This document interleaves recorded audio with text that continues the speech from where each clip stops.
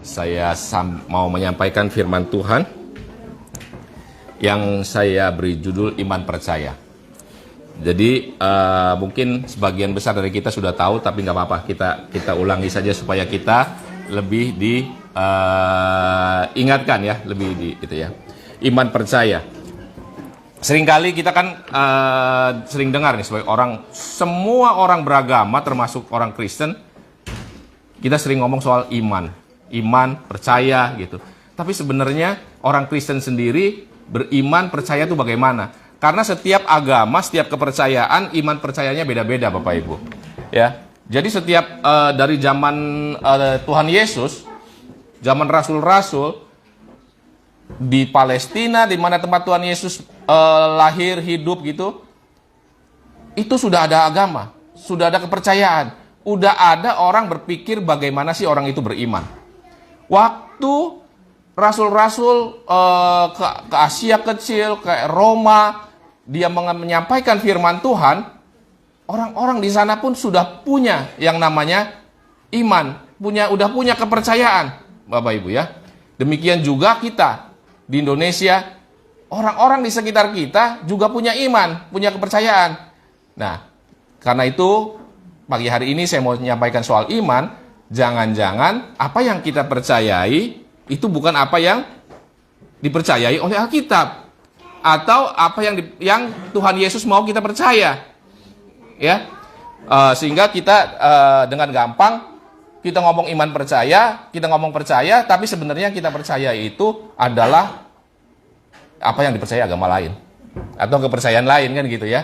Tapi kita bilang kita percaya aja gitu. Nah, terus apa sih yang menjadi dasar dari iman atau percaya orang Kristen? Saya melihat atau saya belajar, yang bisa saya sampaikan adalah dasar iman orang Kristen itu adalah Alkitab. Itu yang paling gampang, Bapak Ibu.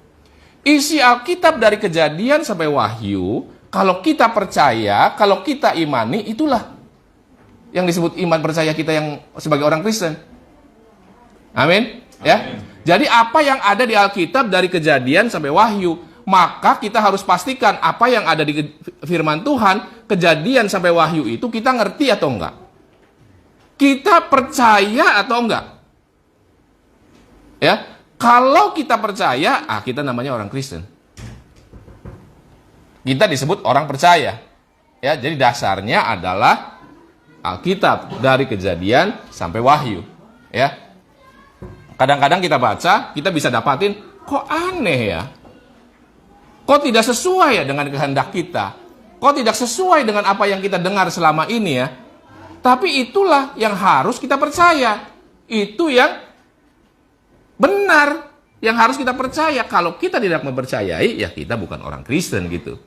Ya, masa Alkitab kita salah? Masa firman Tuhan kita salah? Masa Tuhan berfirman ke firman yang salah? Betul ya Bapak Ibu ya? Gitu. Nah, tapi Alkitab kan panjang ya, jadi pagi hari ini saya hanya bahas yang pendek saja. Bapak-bapak gereja, rasul-rasul di orang Kristen ya, rasul-rasul itu juga ngerti bahwa orang susah loh diajarin. Jadi iman itu apa? Sedangkan mereka berada di dalam komunitas tadi yang saya bilang, di dalam masyarakat yang sudah punya kepercayaan loh. Kepercayaan tentang Adam dan Hawa itu semua orang di Palestina punya. Percaya Adam dan Hawa. Orang Yahudi atau sekarang orang Muslim sekarang gitu ya, itu semua udah percaya mereka. Ada Allah pencipta langit dan bumi, ada Yehova, bahkan orang Israel menyebutnya Yahweh. Orang agama lain atau suku lain di sana pun percaya. Ada yang percaya, ya, tapi percayanya sama atau tidak kan gitu ya. Nah, untuk mudahnya mereka kemudian membuat ya apa yang sampai hari ini sering kita dengar, yaitu iman rasuli. Ya, saya mau baca di iman rasuli. Iman rasuli memang ada beberapa versi yang rubah-rubah sedikit, tapi secara garis besar adalah sama. Saya bacakan. Atau kita baca sama-sama ya. Kita baca sama-sama ya. 1, 2, 3. Aku percaya Bapa yang Maha Kuasa, Khalik langit dan bumi. Aku percaya kepada Yesus Kristus, anak yang tunggal Tuhan kita, yang dikandung dari Roh Kudus, lahir dari anak dari Maria, yang menderita sengsara di bawah pemerintahan Pontius Pilatus, disalibkan,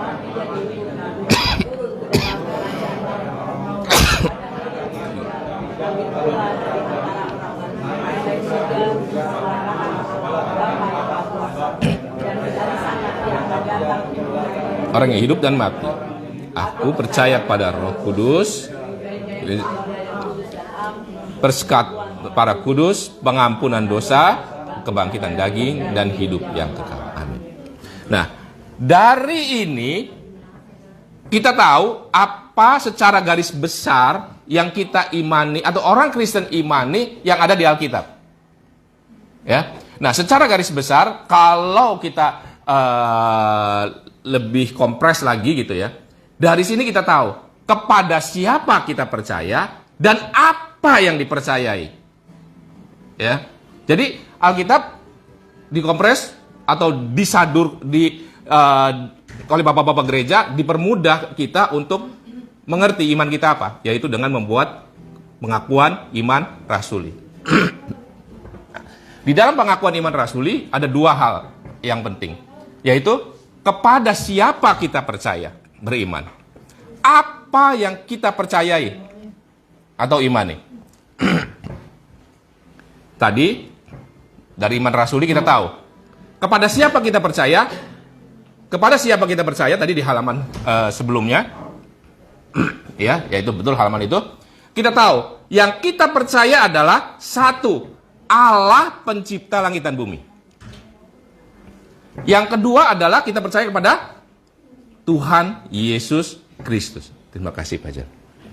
Yang ketiga adalah kita percaya kepada Roh Kudus.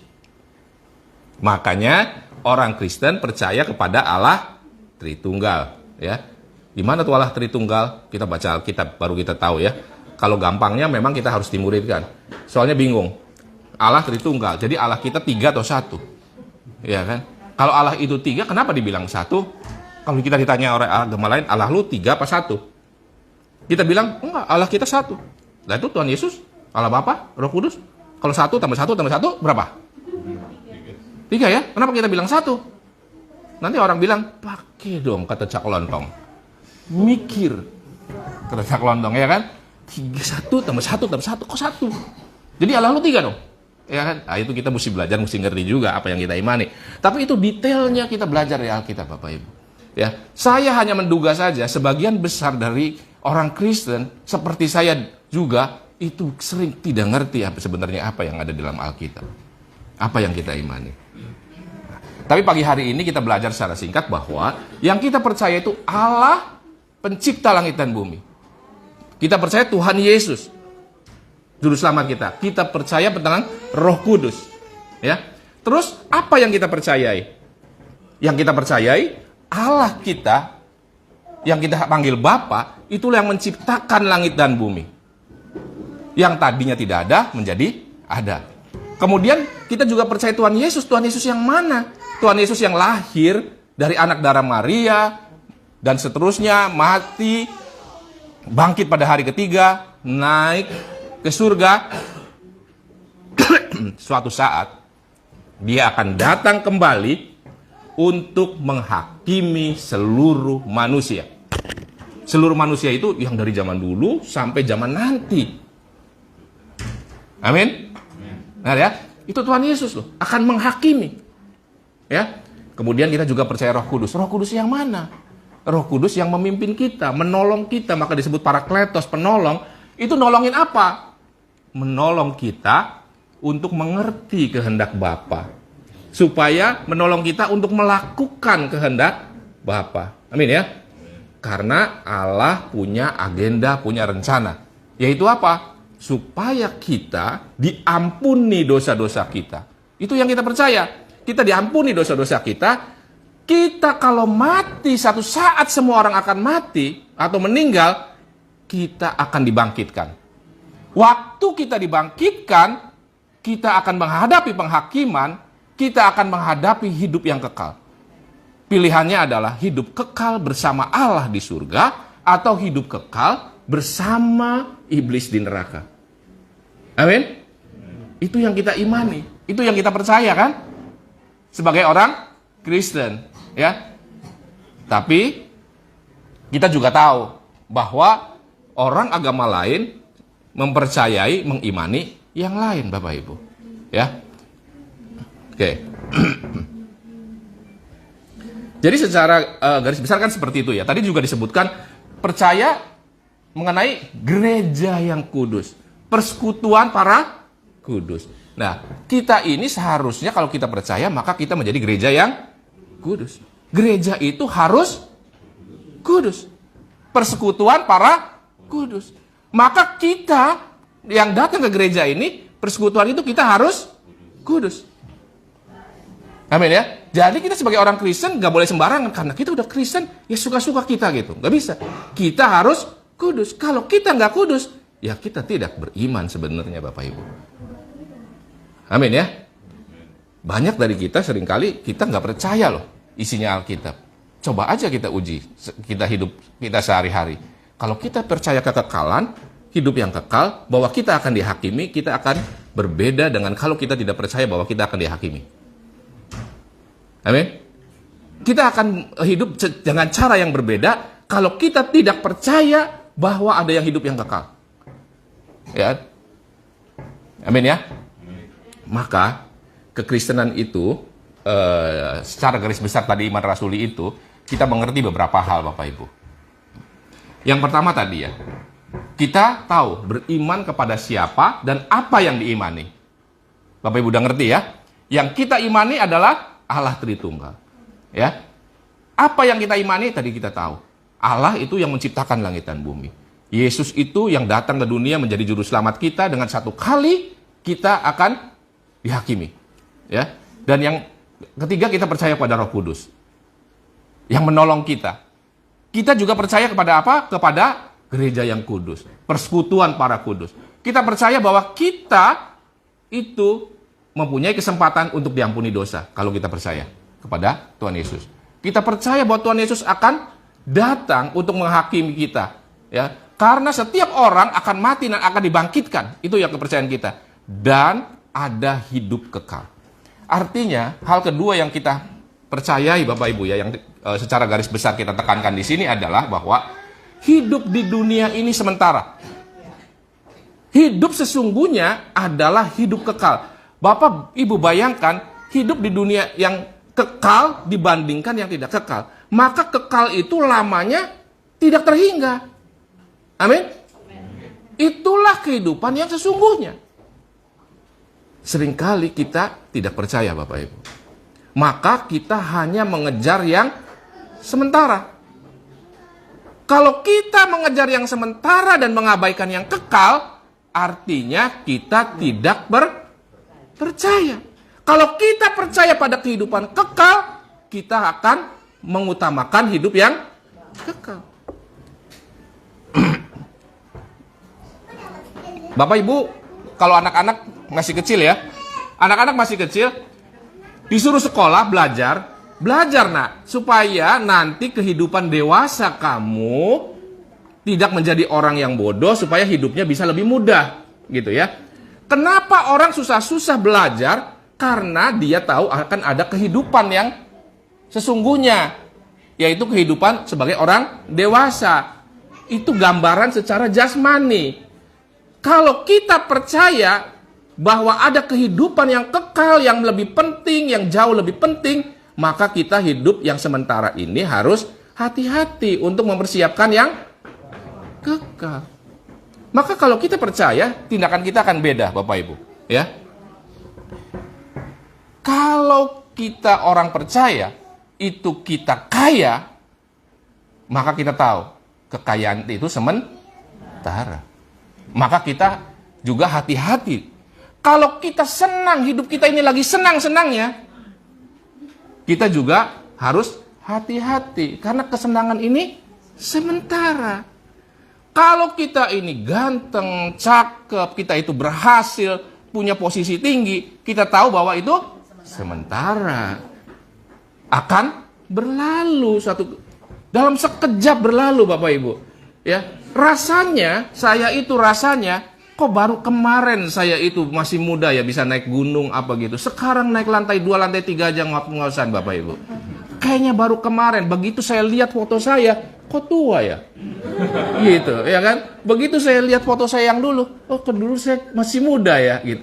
Bapak Ibu boleh lihat, ya. Rasanya saya baru kemarin loh. Ingat orang tua saya, ya. Saya pasti lihat kan kita foto-foto gitu di handphone kan. Begitu kan di handphone kita pindahin foto itu kan kita lihat, aduh saya jadi ingat ibu saya ya. Kayaknya baru kemarin ibu saya masih ada gitu. Sekarang nggak ada. Coba Bapak Ibu lihat sekeliling Bapak Ibu ya. Kok waktu berjalan cepat banget ya? Saya ketemu sama anaknya, sama Marbun anaknya. Dulu masih bayi. Waktu dia baru lahiran gua datang kan ya. Sekarang kok udah kawin lagi, udah punya anak lagi. Kok cepet amat? Ya kan? Kayaknya baru kemarin. Ya. Jadi ini sementara. Jadi kalau kita bahagia, kita punya kedudukan, kita hebat, itu sementara. Jangan sampai yang sementara itu menggagalkan kita, membuat kita gagal di kekekalan. Amin.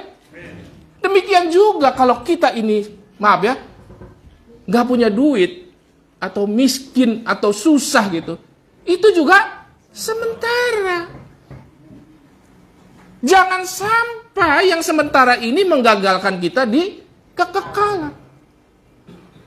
Kalau kita ini, ya,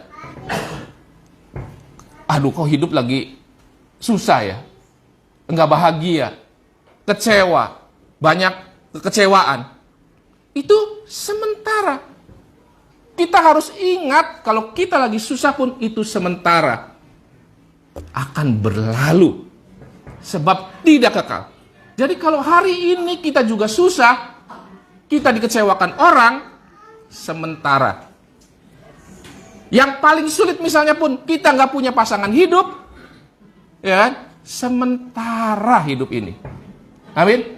Jangan gara-gara kita susah, kita kehilangan kekekalan. Jangan gara-gara kita nggak punya pasangan, kita sedih atau apa, ya, kita kehilangan kekekalan. Kalau kita disebut orang beriman, maka kita yang mengutamakan kekekalan. Jadi Bapak Ibu ya, kalau saya suka ngomong, kalau kita ketemu masalah atau ada orang masalah, ya, kasih tahu, yang ini pun akan lewat. Ya. Jadi kalau kita ngadepin masalah nih, kita bilang ke masalah, yang ini pun akan lewat, akan berlalu. Ya. Tapi kalau kita lagi senang punya rezeki atau kita kaya, kita juga bilang, yang ini pun akan lewat. Ya. Kalau itu benar-benar akan lewat, ya udah kita jangan terlalu pusing gitu. Yang penting gimana kita di kekekalan. Amin. Ya, itu perlu. Jadi kita belajar tadi ya bahwa kekristenan pada akhirnya kita percaya pada kekekalan. Ada penghakiman, ada kebangkitan orang mati, ya kan? Itu masalah buat kita. Ya kan? Kalau jadi kambing mati udah selesai, ya kan? Jadi orang mati belum selesai. Ya kan? Baru awal. Nah, itulah hidup yang kekal. Kecuali kita nggak beriman. Amin ya? Oke. Terus kita juga belajar dari firman Tuhan bahwa pada saat kita menerima Yesus sebagai Tuhan dan Juru Selamat, itu kita menerima dia itu sebagai Tuhan, artinya punya otoritas loh di atas diri kita. Ya, kalau kita menerima Yesus sebagai Tuhan kita percaya, artinya kita menerima otoritas dia sebagai Tuhan. Ya, dia punya hak, dia pegang kendali, dia punya rencana yang kita percaya, dia memiliki rencana yang terbaik buat kita. Amin. Jadi kita mempercayakan diri kita kepada Tuhan Yesus. Waktu kita percaya Tuhan Yesus. Artinya kita menerima dia sebagai yang mempunyai otoritas atas diri kita. Dia yang ngatur kita, dia yang melindungi kita, dia yang menuntun kita, dia yang punya rencana buat kita. Amin. Ya, saya suka dari zaman dulu saya kerja, Saya suka bilang ke orang datang, aduh Pak, katanya gini kenapa ya Tuhan nggak kasih saya begini begitu gitu. Emang Tuhan suruh apa? Saya bilang ya kan, dulu saya Bapak Ibu ya, kalau saya pergi karena saya kerja di perusahaan konglomerat di Indonesia, kalau saya pergi, biar saya pergi ke Jepang, dibayarin loh. Tiketnya dibayarin, hotelnya dibayarin, kalau lagi disuruh sama perusahaan. Tapi kalau nggak disuruh perusahaan, pergi ke Ancol juga bayar sendiri. Betul ya? Bayar sendiri ke Ancol juga. Kalau pergi ke Ancol, klaim ke kantor, namanya korupsi. Betul ya? Gitu. Nah, demikian juga kita. Kalau kita di dalam jalurnya Tuhan, rancangan Tuhan, dalam otoritas Tuhan, melakukan yang tugas yang Tuhan berikan, tanggung jawab Tuhanlah yang memenuhi kebutuhan kita. Amin. Kita pastikan kita berada di jalurnya Tuhan. Amin ya. Jangan kita ngatur Tuhan. Nah, kenapa saya katakan ini? Karena seringkali saya juga begitu. Saya nggak tahu Bapak Ibu begitu atau enggak ya. Kita seringkali berpikir bahwa waktu kita percaya Tuhan, maka kita punya otoritas maksa Tuhan. Ya, karena saya percaya Tuhan, saya beriman kepada Tuhan, maka saya minta apa Tuhan atur. Ya, kalau saya pagi-pagi mau pergi, saya bilang Tuhan jagahi rumah saya. Ya, Tuhannya kita suruh-suruh terus. Satu kali saya pernah, ya, teman saya punya jaringan restoran Bapak Ibu. Jaringan terkenal di Indonesia ini. Terus pembukaan cabangnya di Bukit Duri. Oke, saya datang. Biasa orang Kristen ya, saya datang, orang ada pendeta datang. Dia berdoa nih, Tuhan Yesus suruh jaga dari parkir sampai ke dalam. Tuhan jagain parkirnya, Tuhan jagain kasirnya, Tuhan jagain yang masak, Tuhan kirim customernya. Kerjaan Tuhan Yesus banyak amat. Ya kan? Gitu. Nah, mungkin kita ketawa ya, tapi kita pada dasarnya mirip-mirip loh. Ya, Bapak Ibu pernah dengar Doraemon, Bapak Ibu pernah tahu? Itu saya juga senang loh itu film. Bapak Ibu tahu lagunya? Tahu lagunya? Hah? Ya, coba siapa yang bisa nyanyiin? Nanti dikasih hadiah. Ayo lagu Doraemon, siapa yang bisa? Ya? Hah? Dapat dikabulkan dengan kantong ajaib. Oh, ya kan? Aku ingin begini, aku ingin begitu, gitu kan? Nah, ingin ini, ingin itu banyak sekali. Oh. Ya kan? Kita kan punya keinginan banyak sekali, Bapak, Ibu. Kita itu ya, kalau bisa waktu saya muda gitu ya, saya pikir enak juga ya jadi isi siapa namanya itu Novita ya, enak juga jadi Novita, ya kan? Pengen ini, pengen itu, tinggal bilang ke Doraemon. Doraemon punya kantong ajaib, ya kan? Pengen punya bisa terbang, pengen itu. Kalau anak sekolah, waduh gimana caranya besok ada PR kan? Kalau bisa kantong ajaib yang nolongin. Besok mau ujian, kantong ajaib yang nolongin. Kalau bisa gimana cara belajarnya? Ada cara belajarnya loh kan Doraemon itu. Itu roti tempelin ke bukunya, habis itu rotinya dimakan, inget semua rumusnya gitu. Kan enak Bapak Ibu. Enak kan? Saya pikir, wah Doraemon hebat loh, punya kantong ajaib ya nggak? Gitu.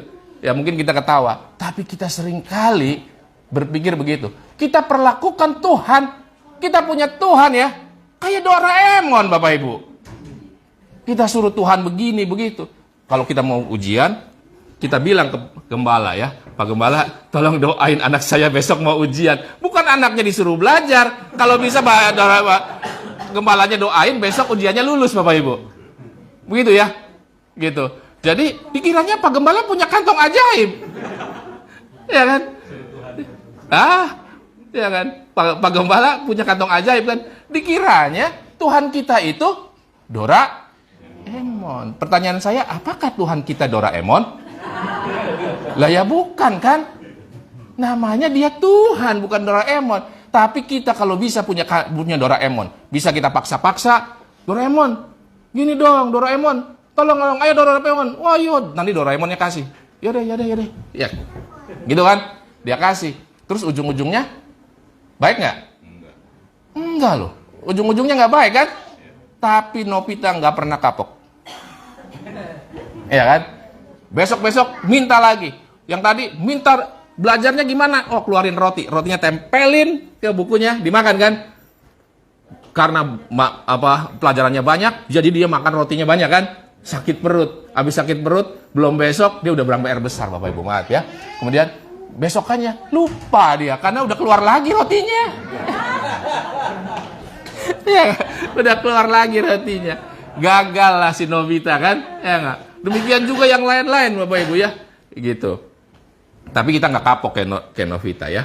Kita pengen minta ini, minta itu, ya kan? Pengen begini, pengen begitu, ya kan? Nah, hari ini Bapak Ibu, itu saya cerita biar Bapak Ibu ngerti.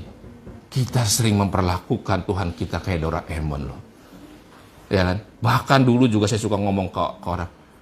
Berdoa saja, ya kan? Apa yang kamu minta Tuhan pasti kasih. Betul kan? Amin ya? Iya, Tuhan kita kayak Doraemon, Bapak Ibu. Kayak Doraemon kita memperlakukan Tuhan kita, ya kan? Padahal Tuhan itu berasal dari kata Hurios, artinya Lord, penguasa. Penguasa kan? Tapi kita anggapnya Tuhan itu kayak Doraemon. Ya, kalau kita anggap itu salah, jangan dilakukan lagi mulai sekarang. Bapak Ibu ingat ya, kalau itu, aduh kita kayak Doraemon Tuhannya, ya kan? Gitu.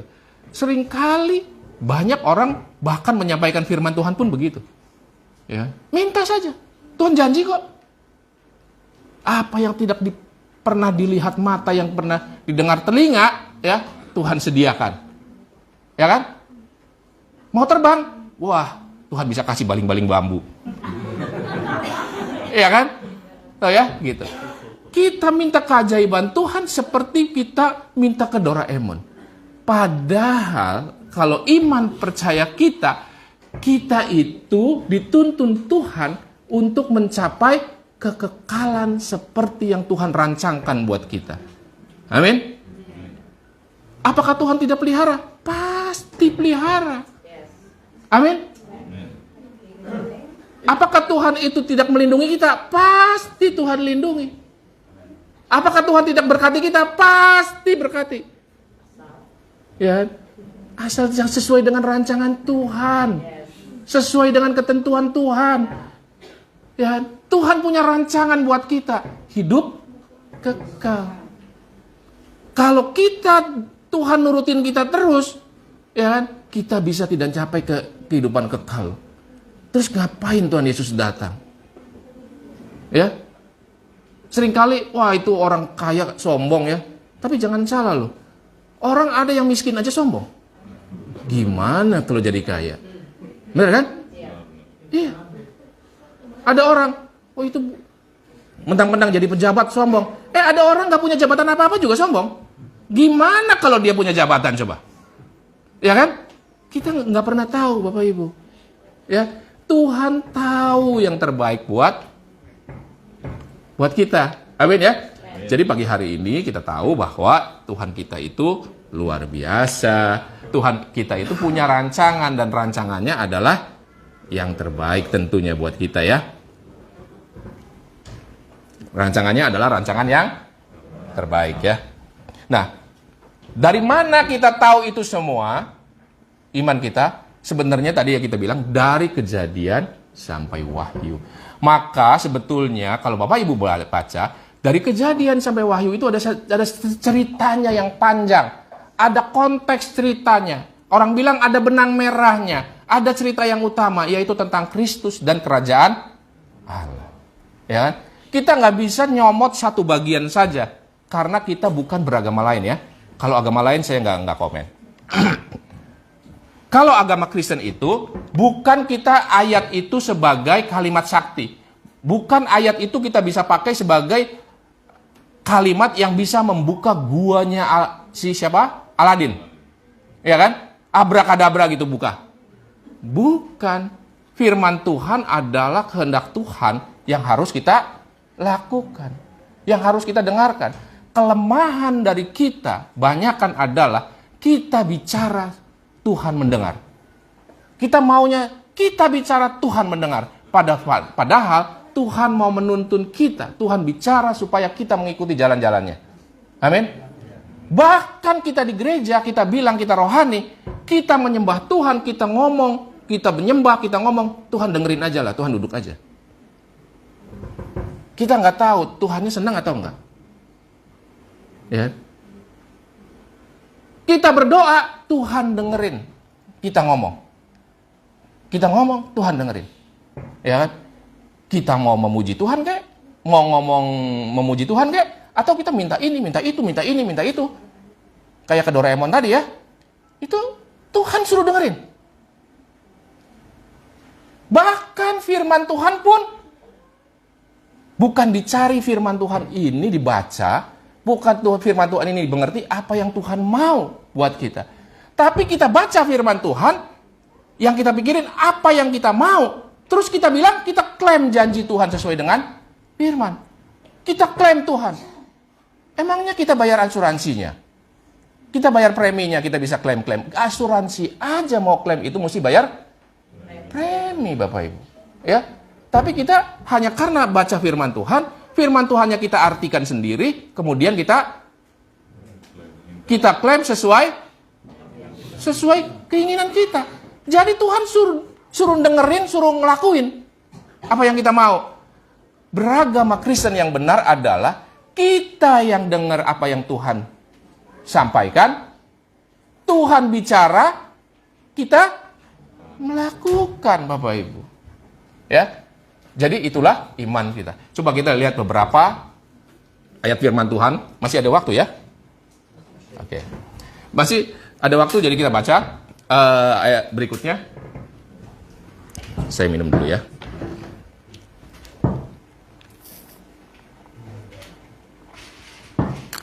Halaman berikutnya. Ya. Alkitab menjelaskan beberapa ayat ya. Saya ambil contoh beberapa ayat.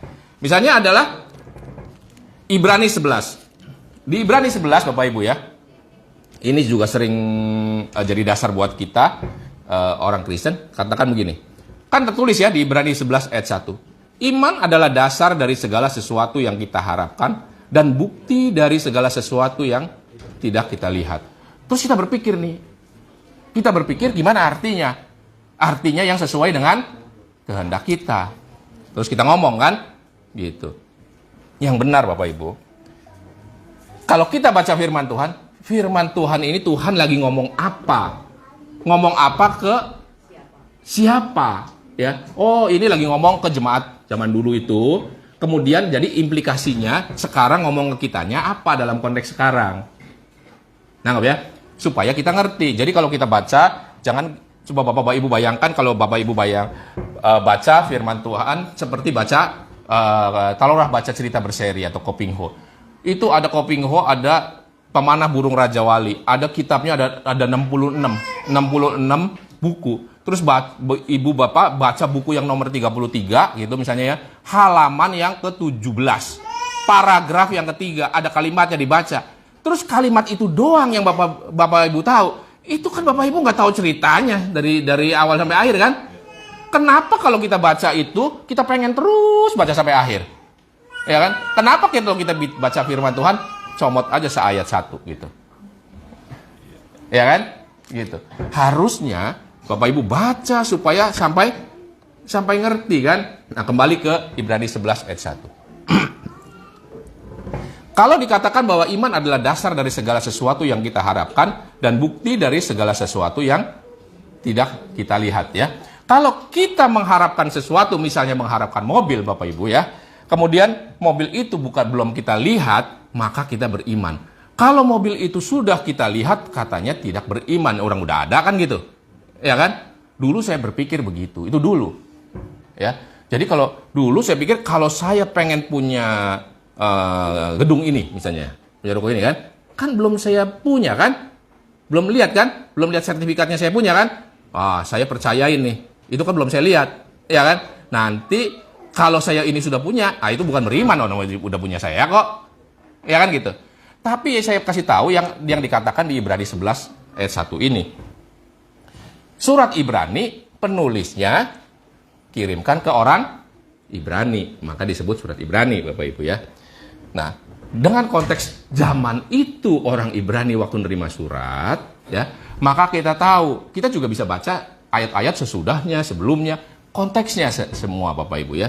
Dikatakan bahwa iman adalah dasar dari segala sesuatu yang kita harapkan, bukti dari segala sesuatu yang tidak kita lihat. Jadi, ini yang orang Ibrani pada saat itu harapkan apa?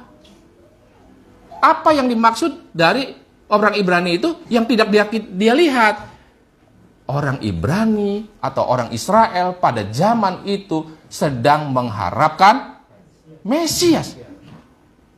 Sedang mengharapkan Mesias. Mereka ditindas oleh bangsa-bangsa. Pada zaman Tuhan Yesus itu, dia baru saja dijajah Yunani, kemudian dijajah Romawi. Dan Romawi nggak main-main jajah. Apalagi orang zaman dulu jajah, nggak ada hukumnya. Benar-benar ditindas kan? Gitu. Jadi bangsa ini sedang merindukan Mesias yang dijanjikan oleh Tuhan. Mereka percaya bahwa Mesias adalah Allah. Karena mereka pegang kitab-kitab sebelumnya, diantaranya kitab Yesaya. Ya kan? Akulah juru selamat, kata Tuhan. Hanya aku yang juru selamat. Maka juru selamat atau Mesias itu harus Allah sendiri. Amin. Ya. Nah, maka di sini yang diharapkan oleh bangsa Ibrani atau bangsa Israel pada zaman itu adalah Mesias, Bapak Ibu. Bukan mobil. Zaman itu orang paling keren juga naik onta. Ya kan? Kalau kita ngarepin mobil nggak nyambung, Bapak Ibu. Kalau kita ngarepin punya gedung nggak nyambung. Nangkap ya? Itu persoalan lain bahwa kita butuh mobil. Itu persoalan lain. Kalau memang Tuhan anggap itu kita perlu, Tuhan juga kasih kita, tapi bukan ayat ini. Nggak ada hubungannya. Ya? Itu bangsa Ibrani sedang merindukan Mesias. Dari siapa? Mesias yang datangnya dari Allah. Itulah dasar iman mereka. Dia bilang, si penulis sedang bilang ke orang Ibrani, lu tahu nggak dasar imannya apa? Kenapa kita percaya Tuhan Yesus? Mesias loh yang kita lagi nantikan. Dia itu Mesias yang kita nantikan. Mesias yang mana? Itu dasarnya Mesias yang nggak kelihatan. Kita percaya yang nggak kelihatan kan?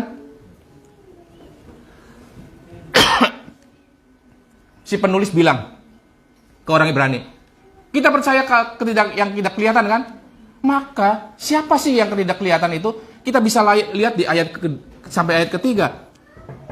Di ayat kedua dikatakan bahwa sebab oleh iman telah diberikan kesaksian kepada nenek moyang kita. Jadi dasarnya itu apa? Itu loh yang dipercaya nenek moyang kita. Gitu. Yang mana sih? Yang ayat 3 dikatakan, karena iman kita mengerti bahwa alam semesta telah dijadikan oleh firman Allah. Sehingga apa yang kita lihat telah terjadi dari apa yang tidak kita lihat. Jadi dia bilang ke orang Ibrani, ya kan? Itu loh yang diimani oleh nenek moyang kita. Apa yang diimani? Itu yang kita yang kelihatan ini, semua barang yang kelihatan ini diciptakan oleh yang tidak kelihatan. Itu loh yang kita imani. Apa sih yang tidak kelihatan itu? Siapa? Tuhan Allah yang kita yang menciptakan. Yang tadi di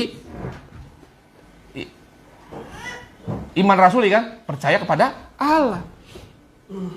Maha kuasa yang menciptakan langit dan bumi. Dan mereka memang percaya kekekalan. Makanya sesudahnya mereka tuliskan Ibrani kan, si ini percaya, si ini percaya. Itu kan percaya kepada adanya Allah yang tidak kelihatan, yang menciptakan yang kelihatan ini loh. Amin. Mereka percaya pada Allah yang tidak kelihatan itu yang menciptakan yang kelihatan ini. Coba kita uji, apakah kita percaya kepada Allah yang tidak kelihatan itu yang menciptakan yang kelihatan ini? Kita bisa renungkan dalam diri kita, hati kita. Sebenarnya kita sudah percaya atau belum? Kita uji diri kita sendiri. Kita percaya atau tidak bahwa ini yang kelihatan itu dijadikan oleh Allah yang tidak kelihatan? Ya. Si penulis kitab Ibrani ngingetin kepada orang Ibrani. Ini loh dasarnya. Bukankah selama ini kita percaya, nenek moyang kita juga kita percaya kepada Allah? Allah yang menjanjikan adanya Mesias. Allah yang mengatakan bahwa dirinya akan menjadi Mesias. Ini loh Mesiasnya, dasarnya. Amin. Itu yang sedang dikatakan. Maka dia juga berkatakan pada ayat-ayat selanjutnya, termasuk kepada dia cerita mengenai Abraham, si penulis itu, bahwa lihat Abraham. Abraham dijanjikan tanah perjanjian. Tapi apakah dia melihat tanah perjanjian? Tidak, Abraham sampai mati nggak pernah melihat loh. Dan juga keturunannya. Tapi dia melambai dari jauh, dia bilang. Kalau begitu apakah Allah gagal janjinya terhadap Abraham? Tidak.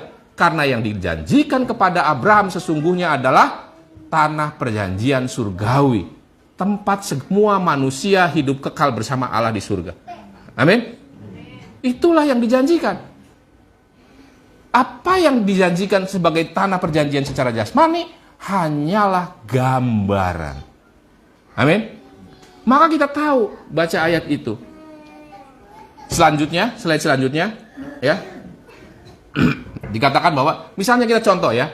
Roma 10 ayat 9 dikatakan, sebab jika kamu mengaku dengan mulutmu bahwa Yesus adalah Tuhan dan percaya dalam hatimu bahwa Allah telah membangkitkan dia, yaitu Yesus dari antara orang mati, maka kamu akan diselamatkan.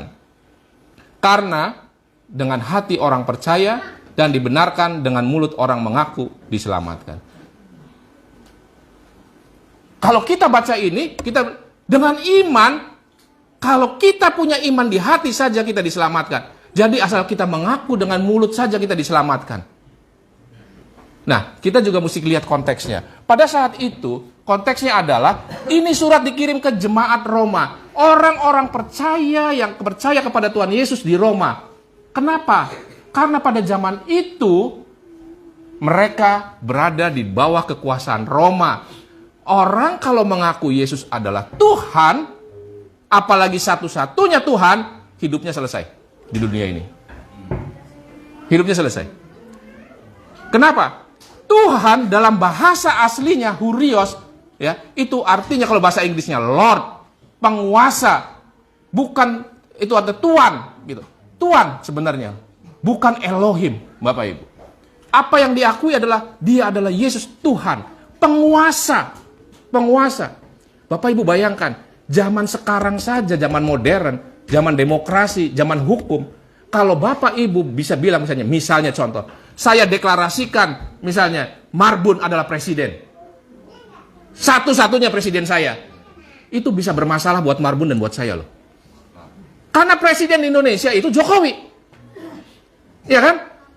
Kalau saya bilang Marbun presidennya, bisa bermasalah Bapak Ibu. Ya kan? Bisa berhadapan dengan hukum. Zaman dulu, satu-satunya penguasa, satu-satunya Lord, satu-satunya Hurios, itu adalah Kaisar Roma. Kaisar Romanya Nero. Caligula. Bapak Ibu tahu ceritanya. Sampai orang tahu karena keselnya Nero itu, jahatnya Nero. Nero dikasih nama anjing aja Bapak Ibu. Ya kan? Kalau anjing galak suka gigit, kita kasih nama Nero. Ya kan? Gitu. Karena Nero jahat. Orang kalau ada yang nyebut dirinya ada penguasa yang lain, selesai hidupnya. Nggak ada hukum Bapak Ibu. Diadu sama singa. Bapaknya doang, kagak. Sekeluarga. Habis deh, hartanya apanya hilang. Ya. Nah, pada waktu itu kan orang nggak berani dong ngomong dong. Nggak berani terima Yesus sebagai Tuhan dan Juru Selamat. Ya kan? Nah, si Paulus bilang, kalau kamu simpan dalam hati kamu aja, kamu sudah dibenarkan. Kalau kamu berani ngomong, ya kan? Wah, iman lu luar biasa. Ya kan? Iman lu luar biasa.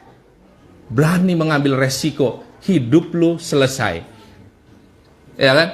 Itu kan beda sama orang Kristen di Jati Bening atau di Bekasi, Bapak Ibu. Kita ngomong gak ada konsekuensi apa-apa. Ya kan? Kita harus membuktikan iman kita dengan cara yang berbeda dengan apa yang jemaat Roma pada saat itu. Kita harus membuktikan dengan hidup kita yang menuju kepada kekekalan. Kita memikirkan tentang hidup kekal. Mempersiapkan hidup kekal. Konteksnya beda. Amin. Berani nggak waktu kita diperhadapkan pada persoalan hidup kita? Ya, ambil pekerjaan ini, Tuhan sebenarnya tidak mau. Ya, tapi kalau tidak diambil, sayang, gajinya gede, penghasilannya banyak. Berani nggak kita? Berani nggak kita? Ini cowok ganteng, kaya, tapi kalau saya mau terima dia, saya kehilangan Tuhan Yesus dan keselamatan. Ya, sayang loh. Kesempatan saya bisa hidup enak loh kalau dia sama dia loh. Mungkin saya bisa naik mobil enak, rumah enak, ya kan? Rumah bagus. Ini kesempatan. Kalau nggak sama dia, sama siapa lagi? Kan gitu. Ya, berani nggak konteksnya? Ya, karena kita tidak dihadapkan dengan Kaisar Nero, Bapak Ibu. Ya kan? Nah, konteksnya beda. Maka iman itu bukan cuma dalam hati, tapi ada dilakukan. Di ayat 17 dikatakan bahwa jadi iman timbul dari pendengaran dan pendengaran akan firman Kristus. Maka iman yang disebut iman itu adalah iman yang timbul dari firman Kristus atau perkataan tentang Allah, tentang Kristus, bukan keinginan kita. Amin. Iman itu bukan dari keinginan kita pengen punya mobil, pengen punya pacar, ya kan? Itu bukan iman kepada Tuhan Yesus. Itu iman kepada Doraemon. Ya, karena Doraemon punya kantong ajaib. Ya. Tuhan punya rencana yang sempurna, rencana yang baik. Bukan kantong ajaib, Bapak Ibu. Amin. Ya. Ya, jadi kalau kita baca dari Kejadian sampai Wahyu, maka itu akan bercerita tentang Kristus. Ya, kalau kita tahu cerita Adam, kita tahu Yesus adalah Adam kedua. Gitu. Sampai terus semua sampai terakhir, Bapak Ibu. Kenapa Adam kedua? Adam itu menerima yang dibodohi sama iblis itu istrinya loh, Hawa loh. Ya, tapi Adam menerima dari Hawa. Salahnya Adam memakannya. Amin. Yesus yang dibodohin amat iblis itu bukan Yesus loh. Tapi mempelai Kristus, yaitu kita, Bapak Ibu. Amin. Ya. Tapi Yesus menerima dan menanggung itu. Maka dia disebut Adam yang kedua. Amin. Kalau kita baca sepanjang Alkitab, maka dia akan sepanjang Alkitab bercerita tentang Kristus. Itu tidak bercerita tentang kita, Bapak Ibu. Ya, jangan GR. Ya. Wah, tahu nama-namanya Yehovah Jireh. Apa artinya? Allah menyediakan. Itu asal mulanya kata Yehovah Jireh. Abraham diperintahkan Allah untuk membawa Ishak ke Bukit Moria. Dia harus dikorbankan di sana sesuai dengan perintah Allah. Tapi itu tindakan profetik.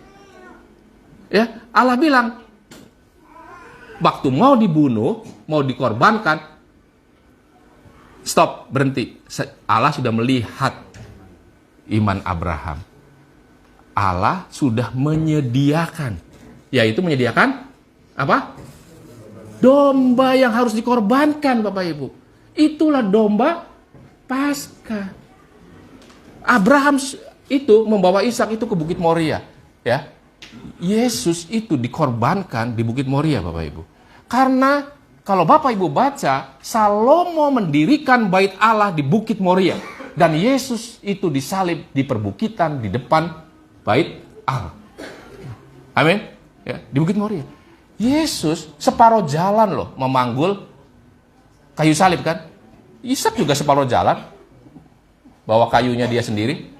Waktu Allah bicara bahwa domba Paskah atau Yehova Jireh atau dia disebut Allah yang menyediakan domba Paskah itu atau domba penebus, domba yang akan dikorbankan itu, domba itu tersangkut di semak duri. Satu-satunya orang yang dikorbankan dengan semak duri yang di kepalanya adalah hanya Yesus.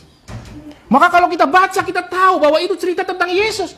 Jadi kalau kita tahu cerita Yehova Jireh, Allah menyediakan, artinya Allah menyediakan juru selamat itu adalah Yesus. Domba Paskah. Waktu Allah bilang bicara Yehova Jireh, Allah tidak sedang bicara bahwa dia menyediakan itu uang kontrakan bulan depan, Bapak Ibu. Jangan terlalu pede. Amin. Apa yang Allah rancangkan itu sangat besar. Yes. Ya. Bukan soal bayar kontrakan atau bayar sekolah, ya kan? Kalau bayar kontrakan Bapak Ibu ya, Bapak Ibu harus pikirkan, orang harus pikirkan, kontrakannya belum habis, udah dipikirin dong. Ditabung kayak buat kontrakan. Kalau nanti nih, ya Desember, waduh, hari ini udah mikirin gimana, ya kan? Jadi uang misalnya penghasilan kita simpan buat kontrakan kan? Kalau mau bayar sekolah, udah tahu bayar sekolah akan datang kan? Ya kita siapin. Kalau belum ada penghasilan ya cari penghasilannya Bapak Ibu, ya kan? Jangan berharap kepada kantong ajaib, kantongnya Doraemon, ya kan?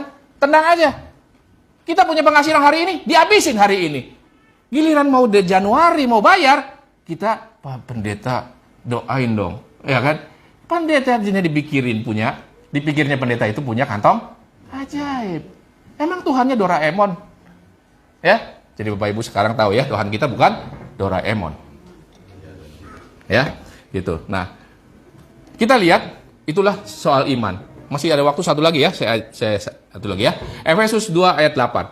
Sebab karena kasih karunia kamu diselamatkan oleh iman bukan hasil usahamu, tetapi dari pemberian Allah. Tetapi pemberian Allah itu bukan hasil pekerjaanmu. Jangan ada orang yang memegahkan diri. Jadi orang diselamatkan itu karena iman, yaitu karena apa yang dirancangkan Tuhan dan dilakukan Tuhan.